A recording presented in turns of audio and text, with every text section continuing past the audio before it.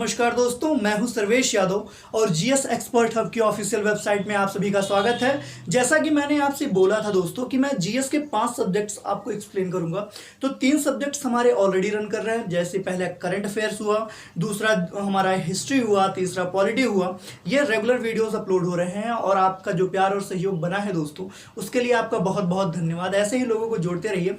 आज मैं जीएस का चौथा पार्ट यानी कि चौथा सब्जेक्ट आपको स्टार्ट करने जा रहा हूँ। मैंने कहा था कि 15 मई के बाद ही मैं बाकी सब्जेक्ट्स कंटिन्यू कर पाऊंगा, तो जुड़े रहने के लिए बहुत बहुत धन्यवाद। आज जो चौथा सब्जेक्ट मैं ऐड करूंगा दोस्तों, वह है साइंस। मैं विज्ञान पढ़ाने जा रहा हूँ, आज से आपको स्टार्ट करूंगा। और बाकी जो हिस्ट्री, पॉलिटी और करंट अफेयर्स की जो वीडियोस अपलोड होती रहती हैं वो कंटिन्यू अपलोड होती रहेंगी दोस्तों। पर एक नया सब्जेक्ट आज से अपलोड किया जाएगा, वो है विज्ञान, यानी कि आज से आपको 4 सब्जेक्ट्स की वीडियो कंटिन्यू मिलते रहेंगी दोस्तों। तो आप सभी जानते हैं कि विज्ञान को इंग्लिश में क्या बोला जाता है? साइंस बोला जाता है। और आज तक हम यही पढ़ते आए हैं दोस्तों कि science is a Latin word which is derived from the word scientia which means to know. आज तक हमने यही पढ़ा है कि साइंस लैटिन भाषा का एक शब्द है जिसका अर्थ होता है जानना। लेकिन हम किसके बारे में जानेंगे? उसी का ज्ञान करना ही हमारा क्या है? विज्ञान। हम आज से विज्ञान को एक अलग तरीके से पढ़ेंगे, एक विस्तृत तरीके से पढ़ेंगे, ताकि एग्जामिनेशंस का एक भी क्वेश्चन हमसे छूट ना पाए दोस्तों। तो विज्ञान की बात करें तो विज्ञान का अगर विज्ञान को यदि परिभाषित करना हो तो कैसे किया जा सकता है? सबसे आसान तरीका है दोस्तों, हमारे आसपास की जितनी भी चीजें मौजूद हैं उनके बारे में जानना, उनको समझना, उनकी बारीकियों को पढ़ना ही विज्ञान कहलाता है। लेकिन क्या सिर्फ इतने को ही हम विज्ञान कह सकते हैं? बिल्कुल नहीं दोस्तों, क्योंकि विज्ञान तो असीमित है। आज तक इसकी सीमा का कोई आकलन नहीं किया जा सका है और ना ही भविष्य में संभव है, क्योंकि यह अनलिमिटेड है दोस्तों, अनंत तक है। इसलिए इसके बारे में पूरी जानकारी नहीं प्राप्त की जा सकती है। पर अगर परिभाषा की बात की जाए कि विज्ञान है क्या, तो कैसे एक्सप्लेन करेंगे? तो हम सामान्यतः बोल सकते हैं कि विज्ञान वह विषय है जिसके अंतर्गत हम प्रकृति और उसके द्वारा निर्मित वस्तुओं का अध्ययन करते हैं, चाहे वह वस्तु सूक्ष्म हो या दीर्घ हो, चाहे वह सजीव हो या निर्जीव हो। इन सभी वस्तुओं का जो अध्ययन किया जाता है वह एक विषय में किया जाता है जिसको हम कहते हैं विज्ञान। तो परिभाषाएं बहुत आसान है दोस्तों कि अगर आपको विज्ञान को परिभाषित करना हो तो आप अपने हिसाब से कुछ भी एक्सप्लेन कर सकते हो अगले को कि विज्ञान किसे कहते हैं। कुछ लोग कहते हैं विज्ञान science is a subject in which we deals with the study of living and non-living things, but it's not only a definition, it's a meaning to which we wants to know। तो अगर आत्मसात करना है, विज्ञान को समझना है, marks gain करने हैं, तो उसको पूरी तरीके से बारीकियों से समझना पड़ेगा कि विज्ञान है क्या दोस्तों। तो विज्ञान क्या है? विज्ञान प्रकृति के द्वारा निर्मित वस्तुओं का ज्ञान प्राप्त करने का एक माध्यम है, जिसके द्वारा हम प्रकृति द्वारा निर्मित वस्तुओं का ज्ञान प्राप्त करते हैं दोस्तों। यही है विज्ञान। तो विज्ञान की परिभाषा, सबसे पहले आपको परिभाषा पता होनी चाहिए। तो परिभाषा क्या है? परिभाषा के लिए हम डिफाइन कर सकते हैं प्रकृति द्वारा निर्मित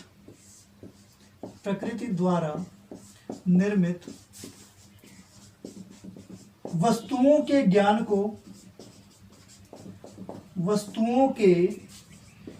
को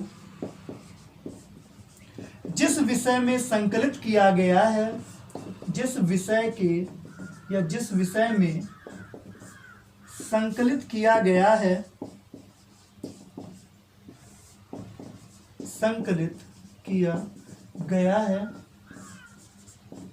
उसे विज्ञान कहते हैं।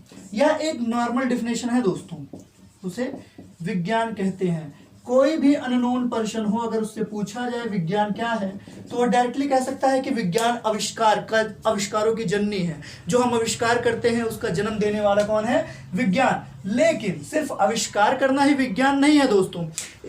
अगर आविष्कार की बात करें तो आवश्यकता आविष्कार की जननी है। हमें जिन वस्तुओं की आवश्यकता पड़ती गई उस हिसाब से हमने आविष्कार किया, और वो आवश्यकताएं क्यों बढ़ती गई, इसी का महत्व समझाता है हमें कौन?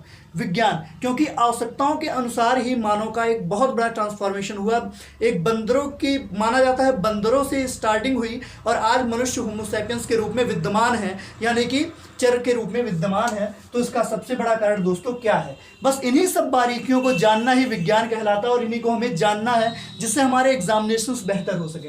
तो अगर परिभाषित करना हो विज्ञान को, तो प्रकृति द्वारा निर्मित वस्तुओं के ज्ञान को जिस विषय में संकलित किया गया है उसे विज्ञान कहते हैं। लेकिन अगर देखा जाए तो विज्ञान का जो ब्यौरा है दोस्तों बहुत बड़ा है, क्योंकि अनंत है और अनंत की चीजों का ज्ञान इतनी आसानी से तो लगाया नहीं जा सकता है, तो चीजों को इतनी आसानी से समझा नहीं जा सकता है। तो प्रकृति को बारीकी से समझने के लिए दोस्तों इसको 3 भागों में वर्गीकृत किया जा सकता है, ताकि हम प्रकृति द्वारा निर्मित वस्तुओं का बारीकी से अध्ययन कर सकें, अपने आसपास के चीजों के अध्ययन को सुचारू रूप से पढ़ सकें, ताकि हम अपना एग्जामिनेशन बेहतर कर सकें।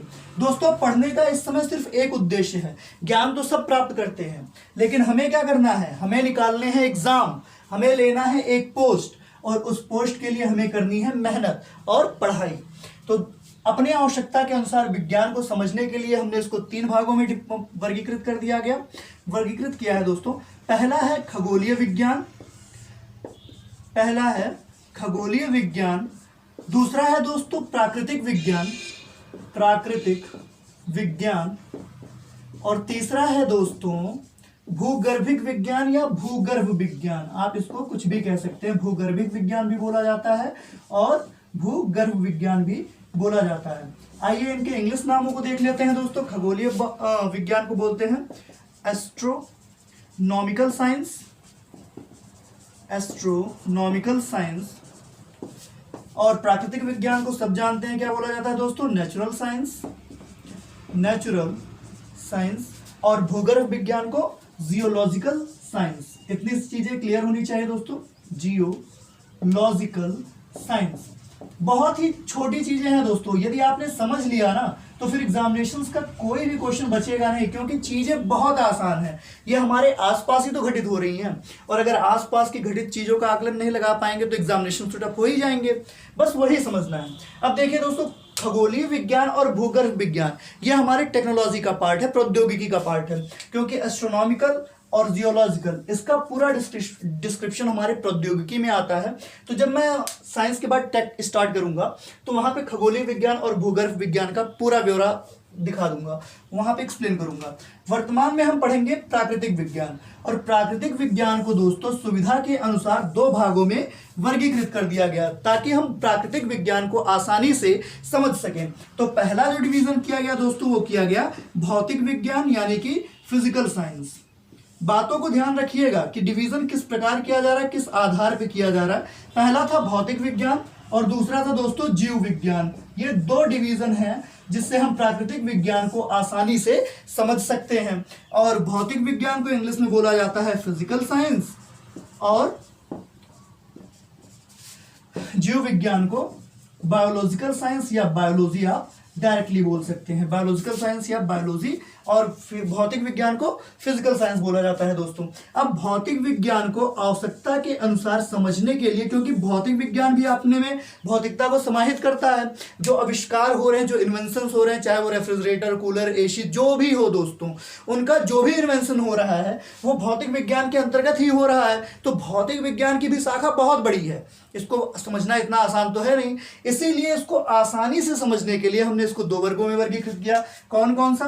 पहला जो डिवीजन है दोस्तों वो है भौतिकी का। कौन सा डिवीजन है? भौतिकी का डिवीजन है। और दूसरा हमने किया रसायन विज्ञान। जो प्रकृति में प्रतिदिन रासायनिक परिवर्तन आ रहे हैं वो भी हमारे भौतिक विज्ञान का ही हिस्सा है, लेकिन इसको अच्छे से समझने के लिए हमने इसको एक अलग शाखा में तब्दील कर दिया और इसको रख दिया रसायन विज्ञान। भौतिक विज्ञान को इंग्लिश में दोस्तों फिजिक्स बोलते हैं। अभी तक आप लोग भौतिक विज्ञान को ही फिजिक्स बोलते चले आए होंगे, पर याद रखिएगा फिजिक्स यानी कि भौतिकी होता है। रसायन विज्ञान को केमिस्ट्री बोलते हैं दोस्तों। ये इतनी चीजें क्लियर होंगी आपकी। देखिए, भौतिक विज्ञान को 2 वर्गों में वर्गीकृत कर दिया गया, भौतिकी और रासायन विज्ञान। भौतिकी यानी फिजिक्स, रासायन विज्ञान अर्थात केमिस्ट्री। और बायोलॉजी भी अपने में पूरे सजीव वर्गीकरण को रखता है, अपने अंतर्गत निहित किया रहता है। इसलिए जीव विज्ञान को आसानी से समझने के लिए इसको भी 2 भागों में वर्गीकृत किया गया। पहला जो भाग था दोस्तों वो है जंतु विज्ञान यानी कि जूलॉजी, और दूसरा है वनस्पति विज्ञान यानी कि बॉटनी, वनस्पति विज्ञान। इसके अंतर्गत दोस्तों आपको पूरी जानकारी मिलेगी बायोलॉजी की। बायोलॉजी 2 शब्दों से 2 विषयों को समाहित करता है, एक जूलॉजी यानी कि जंतु विज्ञान और एक बॉटनी अर्थात वनस्पति विज्ञान। इतनी चीजें नोट कर लीजिए दोस्तों। एक हमारे पास डिस्क्रिप्शन है कि हमें साइंस के अंतर्गत पढ़ना क्या है, जिसके आधार पे हमें अच्छे नंबर मिल सके एग्जामिनेशन में। विज्ञान क्या है? विज्ञान प्रकृति के द्वारा निर्मित जितनी भी वस्तुएं हैं उन सबों को एक स्थान पे संकलित कर दिया गया, एक विषय में संकलित कर दिया गया, जिसे बोला जाता है विज्ञान। या फिर आप कह सकते हैं विज्ञान वह विषय है जिसके अंतर्गत हम सजीव, निर्जीव, छोटे बड़े जितनी भी वस्तुएं हैं, जितने भी तत्व हैं, उन सबों का अध्ययन करते हैं। तो परिभाषा कुछ भी दे सकते हैं, लेकिन वही देंगे जो प्रकृति से रिलेट करता हो। तो विज्ञान क्योंकि एक विस्तृत सब्जेक्ट है, इसलिए इसको समझने के लिए हमने इसको 3 भागों में बांटा: भौगोलिक विज्ञान, प्राकृतिक विज्ञान और भूगर्भिक विज्ञान। खगोलीय विज्ञान यानी कि एस्ट्रोनॉमिकल साइंस, प्राकृतिक विज्ञान नेचुरल साइंस और भूगर्भ विज्ञान जियोलॉजिकल साइंस। अब हमें खगोलीय और भूगर्भ टैक्टिक समय पढ़ेंगे। प्राकृतिक विज्ञान को दोस्तों बांटा गया 2 भागों में, एक भौतिकी विज्ञान, दूसरा जीव विज्ञान। जीव भौतिक विज्ञान अर्थात फिजिकल साइंस, फिजिकल साइंस को समझने के लिए 2 डिवीजन: भौतिकी, फिजिक्स और केमिस्ट्री यानी रसायन विज्ञान। बायोलॉजी को समझने के लिए 2 डिवीजन: जंतु विज्ञान और वनस्पति विज्ञान। ये बेसिक है दोस्तों जो हमें पढ़ना है, जिससे हमें नंबर मिलने हैं, और इसके लिए ही हमें मेहनत करनी है। किसके लिए? प्राकृतिक विज्ञान के लिए। हर एग्जामिनेशंस में एक से लेके 5 तक का प्रश्नों का श्रृंखला सिर्फ और सिर्फ प्राकृतिक विज्ञान से होता है। ये अलग बात है कि हम उसको डिवाइड कर लें भौतिक विज्ञान, जीव विज्ञान या किसी अन्य स्ट्रक्चर में रख लें, पर वास्तविकता तो यही है कि हम उसको किसके अंतर्गत पढ़ते हैं प्राकृतिक विज्ञान के अंतर्गत। तो इतनी चीजें नोट कर लीजिए दोस्तों। फिर हम बढ़ेंगे विज्ञान की कुछ प्रमुख शाखाओं के बारे में जो एग्जामिनेशंस में पूछी गई हैं दोस्तों। और मेरा विश्वास है दोस्तों कि जो भी मैं आपको लिखवाऊंगा, यानी कि जो भी मैं आपको विज्ञान की शाखाएं यहाँ पे बताऊंगा, उनसे एग्जामिनेशंस में प्रश्न पूछे जा चुके हैं और आगे भी पूछे जाते रहेंगे। क्योंकि यदि आपको प्राकृतिक विज्ञान का ज्ञान नहीं है दोस्तों, तो आप चीजों को हैंडल कैसे करेंगे? विज्ञान का मतलब ही है चीजों को समझना और उसका विकास करना। तो आइए देखते हैं हम विज्ञान की कुछ प्रमुख शाखाओं के बारे में जो हमारे आने वाले एग्जामिनेशंस के लिए बहुत ही महत्वपूर्ण साबित होने वाले हैं दोस्तों।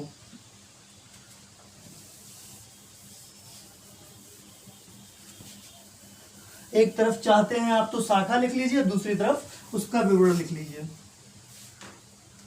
एक तरफ आप लिख सकते हैं शाखा और दूसरी तरफ लिख सकते हैं आप विवरण, यानी कि कौन सी शाखा है विज्ञान की जिसके अंतर्गत हम क्या पढ़ते हैं या किसका अध्ययन करते हैं, उसका विवरण हम यहां पे लिखेंगे। तो पहला जो है दोस्तों वह है एनाटॉमी। अब दोस्तों एनाटॉमी के अंतर्गत हम किसका अध्ययन करते हैं, इसका विवरण यहां पे लिखा जाएगा। तो आप जानते हैं शरीर की जो आंतरिक संरचना है उसके अध्ययन को ही एनाटॉमी का नाम दिया गया है। और एनाटॉमी किसका अध्ययन है दोस्तों? शरीर के आंतरिक हिस्सों का, शरीर के आंतरिक हिस्सों का अध्ययन, आंतरिक हिस्सों का अध्ययन, यही क्या है दोस्तों? एनाटॉमी। एनाटॉमी शाखा के अंतर्गत हम शरीर के आंतरिक हिस्सों जैसे कि गाल ब्लैडर, हार्ट, ठीक है, लंग्स, इन सबों का अध्ययन करते हैं। यही है, इसी शाखा को हम कहते हैं दोस्तों एनाटॉमी। बढ़ते हैं दूसरे पॉइंट की तरफ और अगला लिखिए आप एंथ्रोपोलॉजी। एंथ्रोपोलॉजी सबसे ज्यादा बार पूछा गया है दोस्तों एसएससी के एग्जामिनेशन में कि एंथ्रोपोलॉजी के अंतर्गत हम किसका अध्ययन करते हैं, और मैक्सिमम बच्चे गलत करके आ जाते हैं। रीजन क्या है दोस्तों कि इसमें सिर्फ शारीरिक विकास का ही अध्ययन नहीं किया गया है या मनुष्य के विकास का अध्ययन ही नहीं किया गया है, इसके अंतर्गत उसकी संस्कृति, उसके विकास और उसके परंपराओं का भी अध्ययन किया गया है। और दोस्त ये अधिकतर बच्चे गलत करके आते हैं, सिर्फ मानव विकास पे टिक करके चले आते हैं और बाकी दिए हुए ऑप्शंस को वो देखते ही नहीं है। तो याद रखिएगा जो एंथ्रोपोलॉजी शाखा है वह मानव विकास के साथ साथ मानव की सांस्कृतिक विकास यानी कि रख रखाव, संस्कृति और परंपराओं का अध्ययन है। इसको नोट करते हुए चलिएगा दोस्तों, परंपराओं का अध्ययन, क्योंकि जो चीजें ये बताई जा रही हैं दोस्तों यह एग्जामिनेशंस के लिए बहुत ही महत्वपूर्ण है। तो एनाटॉमी में हम किसका अध्ययन करते हैं? शरीर के आंतरिक हिस्सों का अध्ययन करते हैं। एंथ्रोपोलॉजी में किसका अध्ययन करते हैं? मानव विकास, उसकी संस्कृति और उसके परंपराओं का अध्ययन हम एंथ्रोपोलॉजी में करते हैं। अब बढ़ते हैं तीसरे की तरफ दोस्तों। तो तीसरा जो है वह है एस्ट्रोलॉजी। एस्ट्रोलॉजी तो आप सभी जानते हैं दोस्तों एस्ट्रोलॉजी का अर्थ क्या होता है। एस्ट्रोलॉजर्स क्या होते हैं? जो हमारा हाथ की रेखाएं देख के हमारे भविष्य का निर्धारण करते हैं, हमारे भविष्य के बारे में कल्पना करके हमें आगे की बातें बताते हैं। तो इसको हम एस्ट्रोलॉजी को हम एक प्रकार से ज्योतिष शास्त्र भी कहते हैं। तो याद रखिएगा कि एस्ट्रोलॉजी को ही ज्योतिष शास्त्र बोला जाता है दोस्तों। और ज्योतिष शास्त्र में हम क्या पढ़ेंगे, तो हमारे ग्रहों और नक्षत्रों का आकलन करके ही हमारे भविष्य का आकलन किया जाता है दोस्तों। तो ज्योतिष शास्त्र नक्षत्रों का अध्ययन होता है, आपके तारों का अध्ययन किया जाता है, आपके ग्रहों का अध्ययन किया जाता है।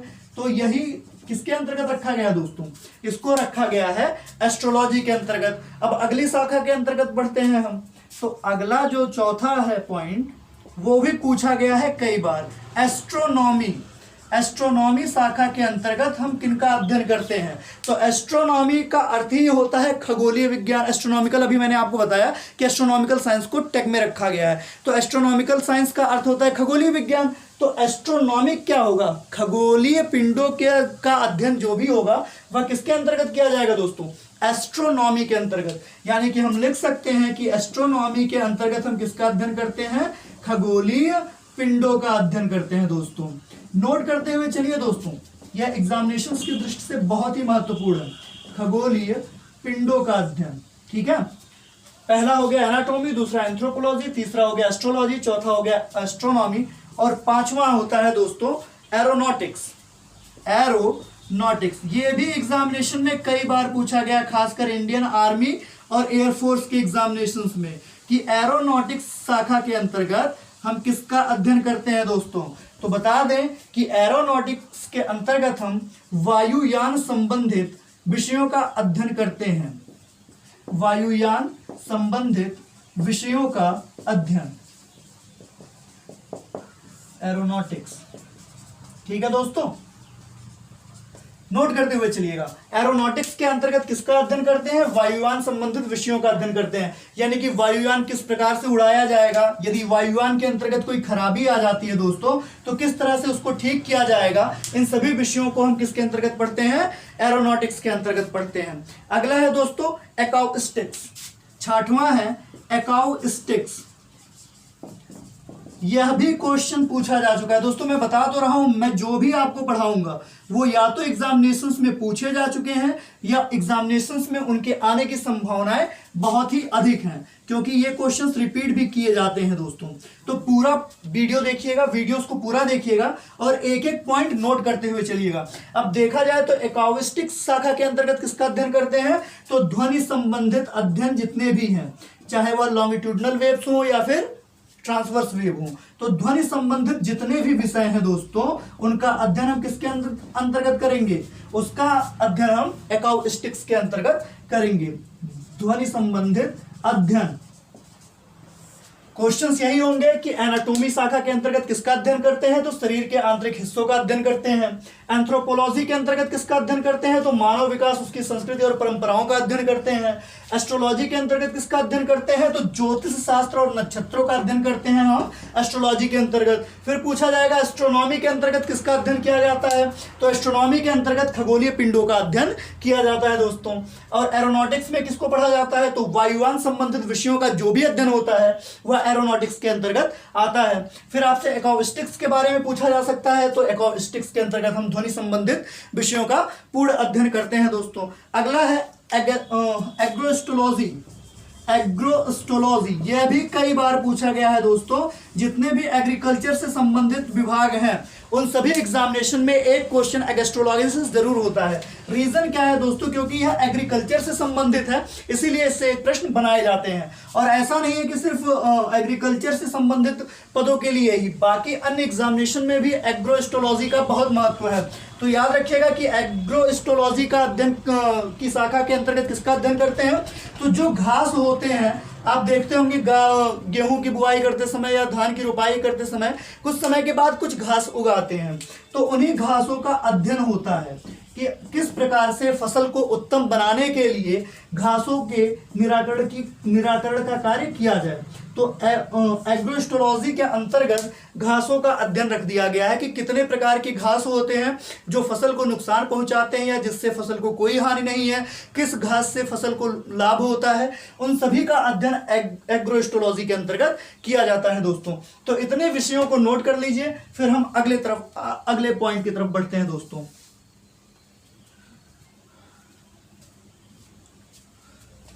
नोट हो गया,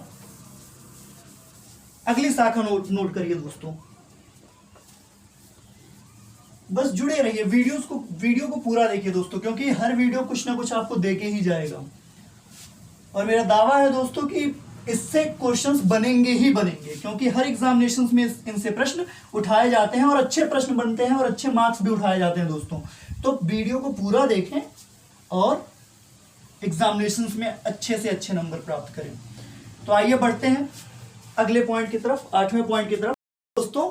आर्कियोलॉजी, 8वां जो शाखा है उसको हम कहते हैं, उसके बारे में आर्कियोलॉजी। अब आर्कियोलॉजी शाखा के अंतर्गत किसका अध्ययन किया जाता है दोस्तों? तो ये सभी को पता होना चाहिए, और मैंने इसकी वीडियो भी अपलोड की है दोस्तों। आर्कियोलॉजी जो शब्द संबंधित है वो इतिहास से संबंधित है, और आर्कियोलॉजी में अध्ययन किया जाता है पुरातत्व संबंधी चीजों का, पुरातत्व संबंधी अध्ययन। दोस्तों बस बारीकियों को देखते रहिएगा।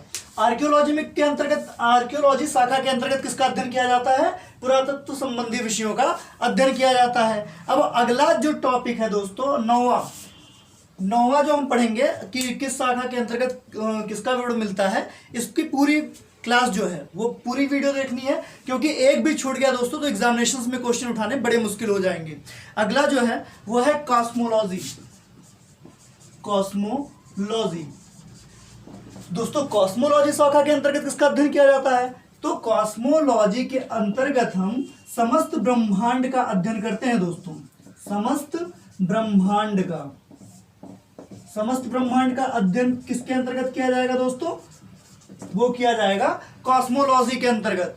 जो बातें बता रहा हूं दोस्तों नोट करते हुए चलिए, बहुत मजा आएगा, जान लीजिए। कॉस्मोलॉजी के अंतर्गत किसका अध्ययन किया जाता है? समस्त ब्रह्मांड का अध्ययन। अगला है दोस्तों 10वां, जर्नेटोलॉजी। जर्नेटोलॉजी के अंतर्गत किसका अध्ययन किया जाता है? यह एग्जामिनेशंस में कई बार पूछा जा चुका प्रश्न है दोस्तों कि जर्नेटोलॉजी के अंतर्गत किसका अध्ययन किया जाता है, जर्नेटोलॉजी शाखा के अंतर्गत किसका अध्ययन किया जाता है। तो जब मनुष्य अपनी पूरी जीवन प्रक्रियाओं को जी चुकता है, यानी कि बचपना से लेकर बाल्यावस्था से लेकर प्रौढ़ावस्था तक की स्थिति को जी लेता है, तो उसके बाद वृद्धावस्था का प्रारंभ होता है। तो वृद्धावस्था जैसे प्रारंभ होती है दोस्तों, वैसे कई अन्य प्रॉब्लम्स स्टार्ट हो जाती हैं मनुष्य के जीवन में। तो वृद्धावस्था के समय जो परेशानियां होती हैं, या वृद्धावस्था के समय जो मनुष्य में परिवर्तन होता है, उन सभी विषयों का अध्ययन हम किसके अंतर्गत करेंगे? जर्नेटोलॉजी के अंतर्गत। तो जर्नेटोलॉजी के अंतर्गत हम किसका अध्ययन करेंगे? वृद्धावस्था संबंधी विषयों का अध्ययन। वृद्धावस्था संबंधी विषयों का अध्ययन नोट करते हुए चलिएगा दोस्तों। वृद्धावस्था संबंधी विषयों का अध्ययन, क्वेश्चंस ऐसे ही पूछे जाते हैं। और ये जो जर्नेटोलॉजी है दोस्तों, यह एसएससी में कई बार रिपीटेड प्रश्न है। एसएससी सीएचएसएल और आपके एसएससी सीजीएल में कई बार पूछा गया है कि जर्नेटोलॉजी शाखा के अंतर्गत किसका अध्ययन किया जाता है? तो जर्नेटोलॉजी शाखा के अंतर्गत हम वृद्धावस्था संबंधी विषयों का अध्ययन करते हैं। अगला है जो दोस्तों वह है ऑप्टिक्स। 11वां ऑप्टिक्स। अब ऑप्टिक्स के बारे में तो आप लोगों ने हाई स्कूल और इंटरमीडिएट में भी पढ़ा होगा दोस्तों। तो ऑप्टिक्स किससे संबंधित विषय है? ऑप्टिक्स भौतिक विज्ञान का संबंधित विषय है। और ऑप्टिक्स के अंतर्गत हम क्या पढ़ते हैं? ऑप्टिक्स के अंतर्गत हम प्रकाश के गुण पढ़ते हैं, प्रकाश की प्रकृति पढ़ते हैं, उसके बहाव की प्रकृति पढ़ते हैं कि प्रकाश किस तरह से आता है, कैसे कैसे माध्यमों से होकर आता है।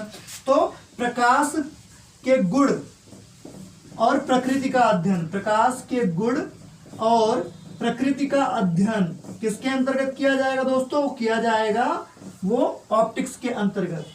इस चीज को नोट करते हुए चलिए, ये कई बार पूछा गया है दोस्तों, और मेरा विश्वास है दोस्तों अगर आपने यह वीडियो पूरी देखी और फिर आपको कुछ पढ़ने की जरूरत नहीं पड़ेगी। आप इस वीडियो में ही जो प्राप्त कर लेंगे दोस्तों वो पढ़ के नहीं पढ़ पाएंगे। तो वीडियो को पूरा देखिएगा। अगला जो है दोस्तों 12वां, वह है न्यूरोलॉजी। न्यूरोलॉजी के बारे में तो आप सभी जानते होंगे दोस्तों।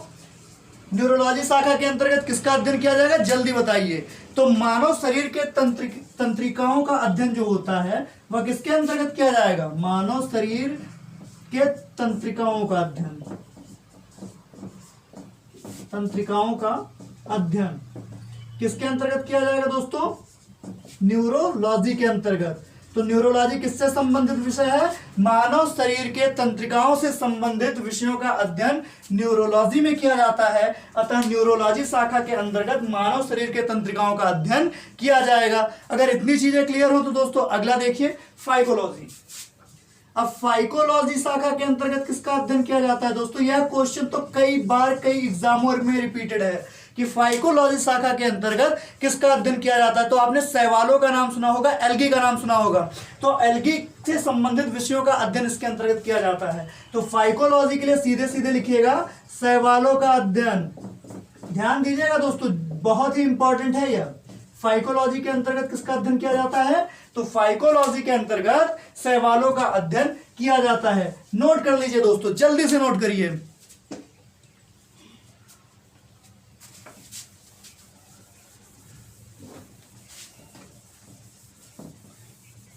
15 टॉपिक बताऊंगा दोस्तों, 15 शाखाएं बताऊंगा और 15 से एग्जामिनेशन पूछे जा चुके हैं और आगे भी कई बार इससे प्रश्न पूछे जाएंगे दोस्तों। तो जुड़े रहिए क्योंकि जो भी इंपॉर्टेंट फैक्ट्स हैं वो सब आपको मिलेंगे दोस्तों, जो आपके एग्जामिनेशंस के लिए बहुत ही महत्वपूर्ण साबित होंगे। इसीलिए जुड़े रहिए और लोगों को जोड़ते रहिए दोस्तों, बहुत ही मजा आएगा, एग्जामिनेशंस क्रैक करने में आसानी होगी। आइए बढ़ते हैं 14वीं शाखा की तरफ दोस्तों। अगली जो शाखा है उसको ऑर्निथोलॉजी बोला जाता है। ऑर्निथोलॉजी शाखा के अंतर्गत किसका अध्ययन किया जाता है? और यह क्वेश्चंस भी पूछा गया है दोस्तों, बहुत ही एग्जामिनेशंस में कई बार रिपीटेड क्वेश्चन है दोस्तों। 14वां प्रश्न, जो 14वीं शाखा है ऑर्निथोलॉजी। ऑर्निथोलॉजी, तो ऑर्निथोलॉजी के अंतर्गत दोस्तों हम पक्षियों का अध्ययन करते हैं। पक्षियों से संबंधित विषयों का पूर्ण अध्ययन ऑर्निथोलॉजी के अंतर्गत किया जाता है। यानी पक्षियों से संबंधित विषयों का अध्ययन किसके अंतर्गत किया जाएगा? पक्षियों से संबंधित विषयों का अध्ययन किसके अंतर्गत किया जाएगा दोस्तों? किया जाएगा ऑर्निथोलॉजी के अंतर्गत। और अंतिमवा जो शाखा है उसको पोमोलॉजी बोलते हैं। और आप सभी को पता होगा कि पोमोलॉजी के अंतर्गत किसका अध्ययन किया जाता है? तो फलों के गुणों की प्रकृति का अध्ययन किया जाता है। जो फ्रूट्स होते हैं, फलों का अध्ययन, वो पोमोलॉजी शाखा के अंतर्गत किया जाता है। पोमोलॉजी किसका अध्ययन है दोस्तों? पोमोलॉजी फलों का अध्ययन है। तो यह पूरा डिस्क्रिप्शन वो स्टार्ट हुआ दोस्तों कि विज्ञान क्या है, विज्ञान को समझने के लिए कितनी शाखाओं में वर्गीकृत किया गया है और कौन कौन सी महत्वपूर्ण शाखाएं हैं जिसके अंतर्गत हम अन्य विषयों का अध्ययन करते हैं। तो अगर वीडियो अच्छी लगी हो दोस्तों तो लाइक करिए, शेयर करिए और अधिक से अधिक लोगों को हमारे साथ जोड़ने का प्रयास करिए। बहुत बहुत धन्यवाद।